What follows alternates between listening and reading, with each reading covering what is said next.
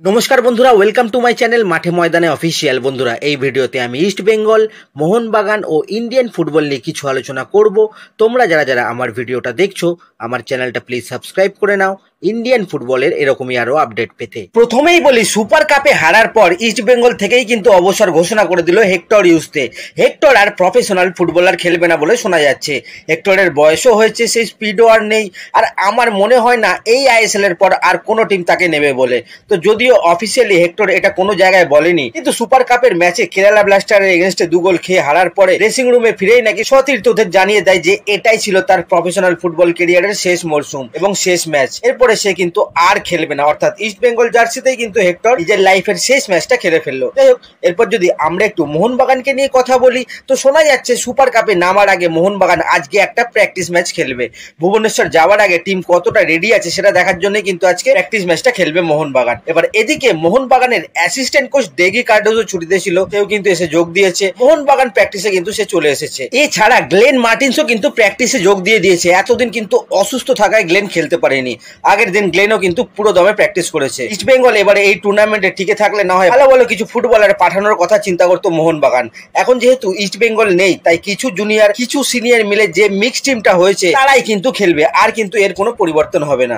বিদেশে খেলবে একমাত্র নুনো রেইস। যাই হোক, এরপর যদি আমরা একটু টম অলড্রেডকে নিয়ে কথা বলি, টম অলড্রেডকে কিন্তু দুটো টিম টার্গেট করেছে মোহনবাগান। এবার শোনা যাচ্ছে টম অলড্রেডকে আর রাখবে না, সেখান থেকে আইএসএল এর অন্যান্য টিমরা কিন্তু টমকে পেতে ঝাঁপিয়েছে। শোনা যাচ্ছে মুম্বাই সিটি এফসি এবং বেঙ্গালুরু কিন্তু টমকে পাওয়ার ব্যাপারে আগ্রহী, এবং তার জন্য তারা কিন্তু টম অলড্রেডের কাছে অফারও দিয়ে রেখেছে। তো মোহনবাগান টমকে ছেড়ে দিলে সে কিন্তু বেঙ্গালুরু অথবা মুম্বাই সিটি এফসি এই দুটো ক্লাবের মধ্যে একটাতে যেতে পারে। এরপরে যদি আমরা একটু কলম্বিয়ার স্টার প্লেয়ার হ্যামেস রড্রিগেজকে নিয়ে কথা বলি, তো মোহনবাগানে হ্যামেস রড্রিগেজের আশা নিয়ে চারিদিকে যে একটা জল্পনা চলছে, এটা নিয়ে এর আগেও আমি একটা ভিডিও বানিয়েছিলাম। আবারও বলছি, হ্যামেস রড্রিগেজ হচ্ছে কিন্তু একটা ওয়াইল্ড রিউমার ছাড়া কিন্তু আর কিছুই নয়। বর্তমানে সে কলম্বিয়ার ক্লাব লিওনেই খেলছে। এই ডিসেম্বর মাসে কিন্তু তার সাথে লিওনের চুক্তি শেষ হয়ে যাচ্ছে, কিন্তু হলে কি হবে, শোনা যাচ্ছে নেক্সট মরশুমটা কিন্তু সে মেক্সিকোরই কোনো ক্লাবে বা কলম্বিয়াতেই কিন্তু থেকে গিয়ে খেলবে। সেক্ষেত্রে কথাবার্তা নাকি সব ফাইনাল হয়ে গেছে। তো হ্যামেস রড্রিগেজ ভারতে আসছে, এসে মোহনবাগানে খেলবে, এটা কিন্তু একটা ওয়াইল্ড রিউমার ছাড়া আর কিছুই নয়। এর সঙ্গে কিন্তু সত্যতার সম্পর্ক আমার নেই বলেই মনে হয়। যাই হোক, এরপর যদি আমরা একটু ইস্ট বেঙ্গলকে নিয়ে কথা বলি, তো অস্কার জানিয়েছে আমূল পরিবর্তন হতে চলেছে নাকি ইস্ট বেঙ্গলে, বিশেষ করে ইস্ট বেঙ্গলের বিদেশি ডিপার্টমেন্টে। অস্কার বলেছে নতুন সিজনে কিন্তু তার পুরো চেঞ্জ টিম দরকার। তারই ফার্স্ট স্টেপ হিসেবে কিন্তু বাদ পড়তে চলেছে সব বিদেশি, ইনক্লুডিং মেসি, সেলিস, সবাই। তো মেসির তো 1 বছরই চুক্তি ছিল, মানে এই বছর 31শে মে পর্যন্ত কিন্তু মেসির চুক্তি ছিল, তাই মেসিকে বাদ দিতে কোনো অসুবিধা হওয়ার কথা নয়। তাই মেসি বাদ, রিচার্ড সেলিসেরও তাই। রিচার্ডের সাথেও কিন্তু এই বছরের 31শে মে পর্যন্ত চুক্তি করা আছে, পরের বছর, তাই রিচার্ড সেলিসও বাদ। একমাত্র দিমিত্রিয়স ডিয়ামান্টাকসকেই হয়তো কিছুটা দায় পড়ে হলেও রেখে দিতে বাধ্য হচ্ছে বেঙ্গল ম্যানেজমেন্ট, কারণ ডিমির সঙ্গে ক্লাবের 2 বছরের চুক্তি আছে। ডিমির মাইনেও অনেক, তো কম্পেনসেশন দিতে হলে কিন্তু একটা বিশাল পরিমাণ কম্পেনসেশন দিতে হবে ডিমিকে।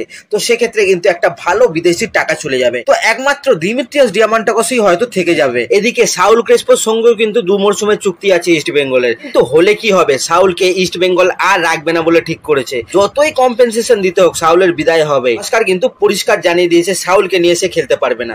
যাই হোক, আর এদিকে যে দুটো চোটগ্রস্ত প্লেয়ার আছে, তালাল আর হিজাজিকে শোনা যাচ্ছে ইস্ট বেঙ্গল ছেড়ে দেবে, কারণ হিজাজি ফিট হয়ে যাবে, আর মাদি তালালকে ইস্ট বেঙ্গল রেখে দেবে। সেক্ষেত্রে পরের বছর অর্ধেক মরশুম কেটে যাওয়ার পর তখন কিন্তু তালালকে পাওয়া যাবে, কারণ তার এসিএল ইনজুরি আছে। তো উইন্টারের পরেই কিন্তু তালালকে পাওয়া যাবে। তালালকে আনরেজিস্টার করে রাখা হবে, বাই চান্স কেউ যদি চোট পায় তখন কিন্তু তালালকে রেজিস্টার্ড করে ঢোকানো হবে। যাই হোক, এদের তো ইস্ট বেঙ্গল ছাড়বে, প্রায় সবাইকেই ছাড়বে বলে ঠিক করেছে। এবার একটা রিপোর্ট অনুযায়ী ইস্ট বেঙ্গলে কিন্তু সাইনের কাছাকাছি 2 জন বিদেশি রয়েছে, মানে এই 2 জন বিদেশির সঙ্গে নাকি ইস্ট বেঙ্গলের কথাবার্তা সব থেকে বেশি এগিয়েছে।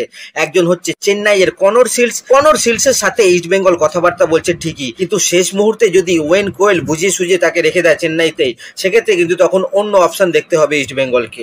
আর একটা যে প্লেয়ার যে সাইনের খুব কাছাকাছি আছে, সে হচ্ছে কিন্তু রবসন রবিনো। এই রবসনের সাথেও নাকি ইস্ট বেঙ্গল কথাবার্তা অনেক দূর এগিয়ে নিয়ে গেছে। এখন দেখা যাক এরপরে কত দূর কি হয়। তো আজকের ভিডিওতে এতটুকুই, দেখা হচ্ছে আবার পরের ভিডিওতে। নমস্কার।